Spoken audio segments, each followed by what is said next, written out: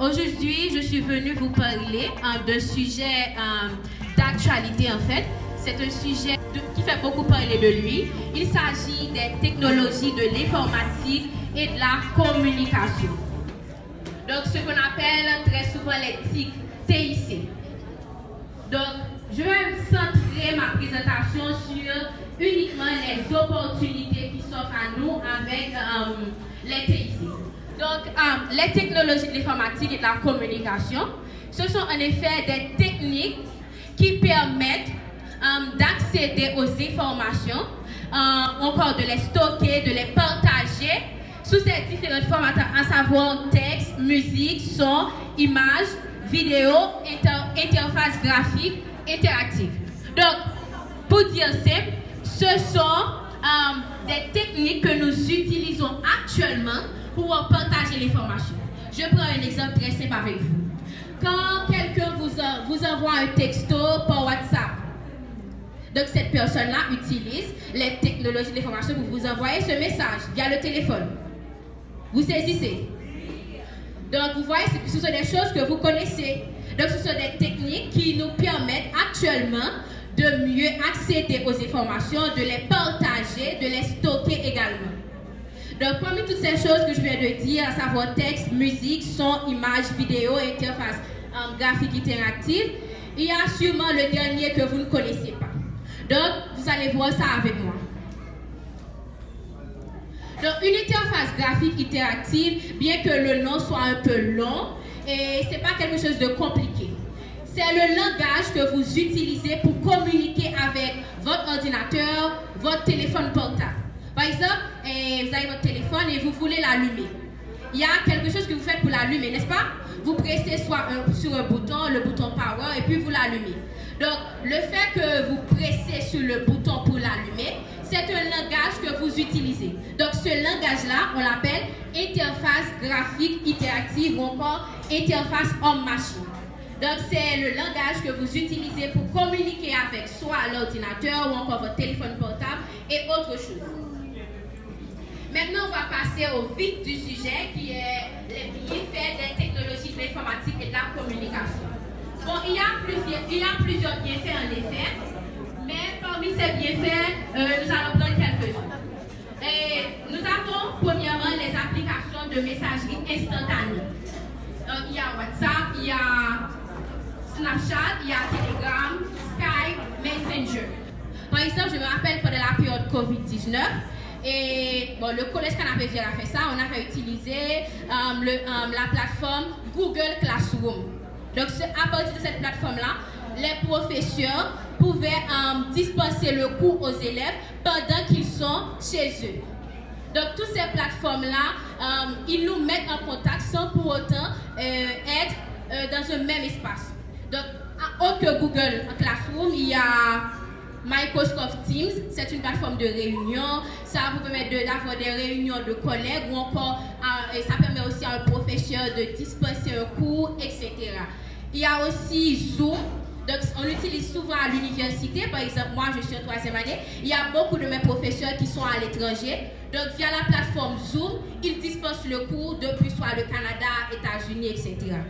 Et aussi, il y a Skype. C'est à la fois une application de message, mais aussi une application de réunion. Donc, vous pouvez avoir des réunions d'amis sur Skype ou encore sur Zoom, etc.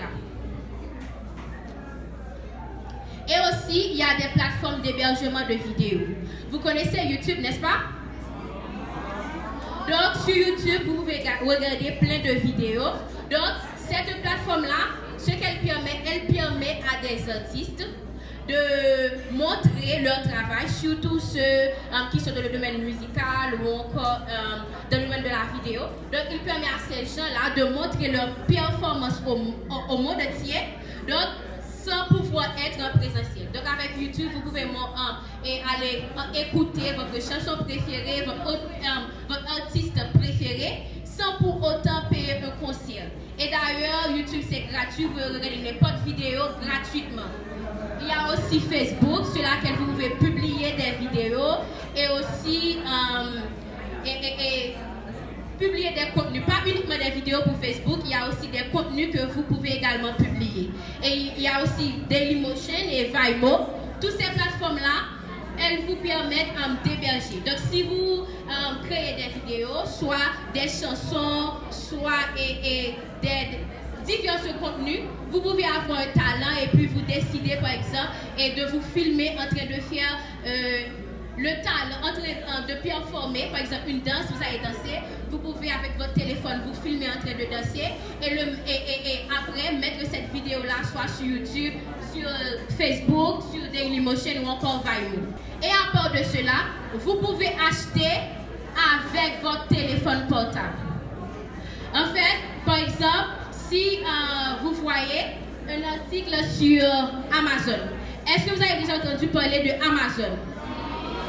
Amazon, en fait, c'est pas grave pour les gens qui ne connaissent pas, c'est une plateforme en ligne sur laquelle vous pouvez commander des articles. Acheter des articles, si vous avez ce qu'on appelle une carte bancaire, soit une Mastercard. Donc, ce sont des formalités à la banque que vous remplissez à ce moment-là. Et puis, on vous donne une carte. Avec cette carte-là, vous avez de l'argent dessus. Et vous montez sur la plateforme. Et puis, vous sélectionnez l'article que vous voulez acheter. Vous payez le montant avec votre carte. Et puis, on vous envoie l'article dans un délai. Ce n'est pas seulement avec Amazon que vous pouvez faire ça. Vous pouvez le faire également sur eBay, sur Shopify, sur AliExpress, Alibaba. Ce sont des plateformes de vente et d'achat en ligne. Mais ça, c'est comme un nouveau métier. Et ça a un nom. On appelle ça e-commerce. E-commerce, c'est commerce électronique. Donc, vous faites du commerce en ligne en utilisant les plateformes que je viens de citer. Et puis, vous pouvez gagner beaucoup d'argent avec ça en étant chez vous sans vraiment avoir de grande expérience. Et aussi, il y a d'autres métiers qui sont en train d'apparaître, comme par exemple le métier de YouTuber. Donc, vous faites des vidéos et vous les postez sur YouTube. À ce moment-là, vous êtes un YouTuber ou encore une YouTubeuse. Et aussi, il y a le métier de blogueur. Donc, vous avez un site web sur lequel vous publiez des contenus. Comme par exemple, en tant qu'élève, vous pouvez le faire. S'il y a une matière dont vous aimez à l'école, par exemple, je prends l'histoire, vous pouvez prendre des contenus en histoire, le cours que le professeur fait avec vous, et puis vous mettez ça sur un site web. Et puis, à chaque fois, vous publiez ça de manière périodique. À ce moment-là, vous aurez un blog et vous serez un blogueur ou une blogueuse. Et il y a plein d'autres métiers comme concepteur de sites web, de logiciels en ligne, dans les logiciels de jeu que vous utilisez pour jouer en ligne. Donc, ce sont des personnes qui créent ces jeux-là. Et aussi, la technologie a révolutionné la médecine. Aujourd'hui, lorsque vous allez à l'hôpital, surtout dans les grands pays, il y a ce qu'on appelle la numérisation des dossiers de patients. Donc, lorsque vous allez pour la première fois à l'hôpital pour une consultation, on prend vos informations personnelles, on enregistre ça sur un ordinateur, et puis à votre prochaine visite, on ne va pas réécrire ou on va aller dans les tiroirs pour chercher les dossiers. On va juste aller sur l'ordinateur, chercher le dossier qu'on avait mis avec vos informations et puis faire les suivis. Et il y a aussi la téléconsultation. Vous n'avez pas besoin de vous déplacer pour aller vous faire consulter. Vous pouvez vous consulter depuis votre téléphone. Il y a des applications qui vous permettent de parler à un docteur et puis le docteur vous demande ce que vous avez et puis il vous fait des prescriptions. Donc c'est ce qu'on appelle la téléconsultation. Et aussi, il y a la téléassistance. Par exemple, si vous avez un problème psychologique, vous pouvez voir un psychologue en ligne. Donc, à ce moment-là, ce médecin, il fait la téléassistance pour vous. Et ce n'est pas seulement ça qu'il y a au niveau de la médecine. Il y a aussi ce qu'on appelle la santé connectée ou encore la télésanté. Donc, avec ça, voilà ce qu'on fait. Il y a des bracelets. Des bracelets comme un montre, ou encore n'importe quel bijou, mais ces bracelets ne sont pas uniquement des bracelets. On a mis une sorte de structure à l'intérieur et cette structure-là permet de contrôler votre activité physique. Comme par exemple, ça peut contrôler votre fréquence cardiaque. Vous pouvez faire du sport et puis mettre le bracelet, comme vous pouvez voir sur l'image. Et puis pendant que vous faites l'exercice physique, ça contrôle le rythme de votre cœur. Et si Et si vous devez arrêter, ça va vous indiquer que votre cœur bat un peu plus fort, donc vous devez arrêter. Vous voyez? Est-ce que vous comprenez? Ok. Et toujours la santé connectée. Donc c'est juste un ajout. Il y a aussi des applications en ligne. C'est pas seulement les bracelets, il y a aussi des applications que vous pouvez télécharger sur votre téléphone qui peuvent contrôler votre fréquence cardiaque, votre tension artérielle, etc. Et la dernière chose pour la médecine, c'est quelque chose qui fait beaucoup parler dans ce moment, bien que c'est en phase d'expérimentation, mais quand même, ça va venir dans un futur pas trop loin. Ce qu'on appelle en fait les robots chirurgiens. Donc, ce sont des robots. Vous connaissez ce que c'est un robot, n'est-ce pas? Ok, c'est une machine qui est programmée par l'homme pour effectuer une tâche. Donc, avec ces robots chirurgiens-là, lorsque vous entrez dans une salle d'opération, vous n'avez pas besoin d'un humain. Imaginez-vous, je suis en train d'apprendre la médecine, donc vous n'avez pas besoin de moi. Je n'ai qu'à indiquer les instructions au robot, et puis lui, il va vous opérer correctement. Donc ça, c'est une intervention qu'on avait réalisée, donc c'est une grande première. On est en train d'expérimenter ça, c'est pas encore sur le marché, mais ça vient. Et aussi, il y a ce qu'on essaie de faire. Je sais, bon, en tant qu'élève, je sais que vous êtes très fan des films ou encore des séries télévisées. Je crois que vous avez déjà vu ces choses dans un film. Il y a un homme qui avait son bras coupé, tout ça, et puis il pouvait régénérer son bras à partir de son sang doré. Donc on commence à faire ça dans la médecine. On commence à faire régénérer des organes. Donc par exemple, on commence avec l'oreille. Donc on a régénéré une oreille, c'est-à-dire à partir de morceaux de tissu de l'oreille, et puis on a mis ça au laboratoire, et puis on a reconstitué une oreille. Donc ce sont des choses qu'on expérimente. On veut reconstituer les parties du corps. Par exemple, si vous perdez un pied ou encore une jambe, si vous perdez un bras, on essaye de voir à quel point on peut reconstituer ce bras ou encore la jambe que vous avez perdue. Pour le domaine de l'économie, je vous ai dit que les technologies de l'informatique et de la communication ont aussi révolutionné ce domaine. Au point qu'aujourd'hui, on commence à expérimenter une nouvelle forme de monnaie, donc les monnaies en ligne.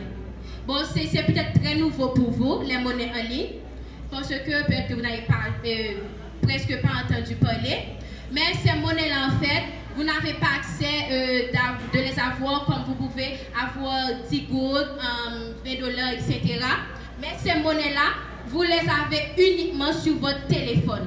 Et il y en a plusieurs catégories. Il y a Bitcoin, peut-être que vous avez déjà entendu parler, il y a Litecoin, etc.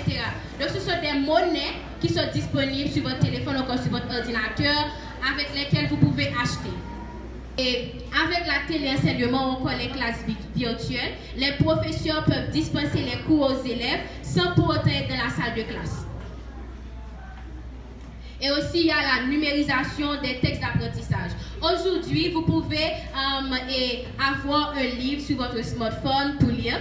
Ce n'est pas seulement sur format dur que vous pouvez avoir ça. Par exemple, il y a des livres scolaires que vous utilisez, les manuels scolaires. Vous pouvez les avoir sur votre téléphone. Il suffit de les numériser et mettre disponibles sur des sites et puis vous pouvez y accéder. Et ceci, la majorité de ces choses sont gratuites. La majorité des informations sur le net, encore Internet, sont en anglais. Bien qu'avec Google Traduction, vous pouvez traduire. Mais si vous connaissez votre anglais, vous vous ouvrez à ces opportunités que vous offre la technologie. Donc, en gros, c'était ça ma présentation. Je suis ouverte aux questions. Merci pour votre écoute. Mesdames, Messieurs, chers amis, chers élèves, je vous demande encore d'applaudir Juliane et de nous dire à bientôt.